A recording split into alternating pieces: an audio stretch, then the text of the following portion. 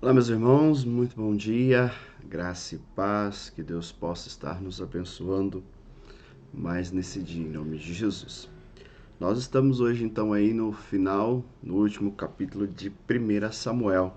Fizemos aí uma jornada de 31 dias, né, contando com hoje, 31 capítulos. E nesse final desse capítulo nós vamos ver o fim de Saul, como ele termina de uma forma trágica, de uma forma que eu creio que nenhuma nação ou nenhum povo gostaria de ver o seu rei, o seu líder, né, aquele a qual muitos batalharam, muitos deram a vida por ele terminar. O texto diz, né, o texto começa falando, o texto fala desse suicídio de Saul. E a gente percebe, né, que tudo isso que acontece com Saul é tão somente consequência de suas atitudes, consequência do seu distanciamento de Deus, distanciamento de direcionamento de Deus, distanciamento da palavra do Senhor. Às vezes passamos por muitos momentos, por muitas dificuldades e nós não entendemos ou às vezes não queremos entender. E o motivo não é porque somos mais ou menos abençoados ou porque somos mais ou menos amados por Deus, mas muitas vezes foi por decisões, por escolhas, por questões de não querer realmente nos devotar à palavra, não desejar seguir ao Senhor como verdadeiramente precisamos seguir. E nós vamos ver em toda a narrativa bíblica, tanto Samuel sempre exortando para não desviar, para não sair da presença do Senhor, só que Saul não levou em conta isso. E a gente vê como o fim dele, como o fim trágico. Quando ele vê que a guerra está apertando, que Israel está perdendo, a gente percebe que no desespero ele não pensa em fugir, ele não pensa em nada. A única coisa que ele pensa é em tirar a sua vida.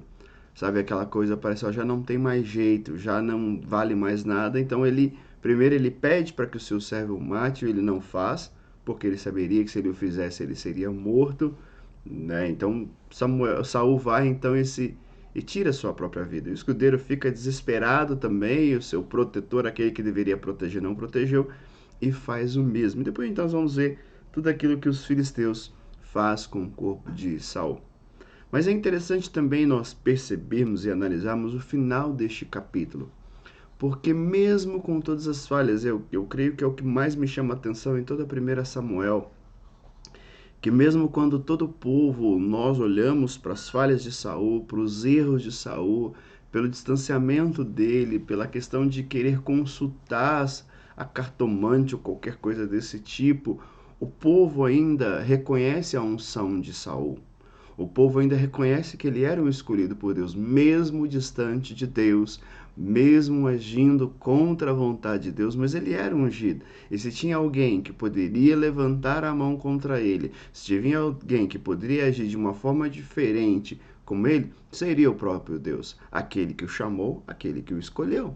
Nenhum outro era. Por isso que Davi, nós vamos ver que por vários momentos Davi teve oportunidade e o Davi não fez.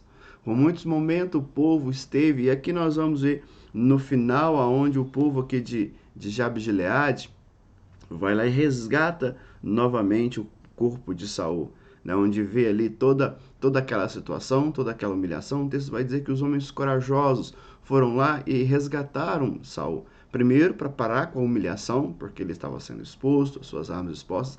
Isso era muito comum naquela época, era realmente a época de uma exposição, de uma humilhação, né, de um fortalecimento da nação vencedora, onde realmente aquilo servia como um troféu. Só que alguns homens de Jabes Gileades não gostaram daquilo. Falaram, peraí, né? É o nosso rei, é o homem a qual Deus ungiu, o homem a qual nos deu vitória. Então os homens vão lá e resgatam o corpo de Saul. Vemos mais uma vez esse povo honrando aquele que não honrou a Deus. Mas eles não honram Saul, penso eu, não simplesmente por causa de Saul, mas porque Deus havia o colocado como líder, porque Deus havia colocado como rei. E Saul, então, é sepultado em Jabes Gileades. E nós percebemos aqui que Jabes Gileades, o que era Jabes Gileades? Foi onde o Saul teve a sua primeira vitória contra os amonitas. Foi o primeiro lugar a qual ele tem a sua confirmação do seu reinado, onde todo o povo duvidava da sua capacidade, duvidava do seu chamado. Deus vem, Deus concede ali, onde os amonitas estavam desejando ali invadir aquela área, tomar aquela área, e Deus entra então com provisão através da vida de Saul e ali dá vitória a Saul. Então a gente percebe que o povo honra Saul por causa do chamado que ele tinha de Deus, por causa do chamado a qual Deus havia colocado sobre a sua vida. Então o povo não olha assim e fala, olha, deixa Saul para lá, ele fez o que fez, olha, mereceu o que fez, né, porque distanciou de Deus. Não. As pessoas não pensam dessa forma. As pessoas pensam, olha, pode ter errado, pode ter falhado, mas foi o homem a qual Deus ungiu para estar sobre nós. Então eles vão lá, resgatam o corpo de Saul, resgatam o corpo dos teus filhos, voltam e faz tudo aquilo que é necessário a um rei. E mesmo com tudo isso, Saul é honrado, sendo, né, sepultado ali em Jabes de Gileades, ao local onde ele havia sido carregado. E depois nós vamos ver mais para frente que Davi depois ainda resgata eles e leva para outra região. O que nós percebemos é isso: o distanciamento de Saul levou ele ao fim que levou. Mas um outro lado também, que o distanciamento de Saul, o erro de Saul, não foi motivo para que o povo se levantasse contra Saul. Então, essas duas situações que chamam a nossa atenção e precisamos observar com carinho. Amém, irmãos? Deus abençoe, que esse livro de 1 Samuel possa ter te abençoado poderosamente. Em nome do Senhor. Fica todos com Deus, um excelente dia.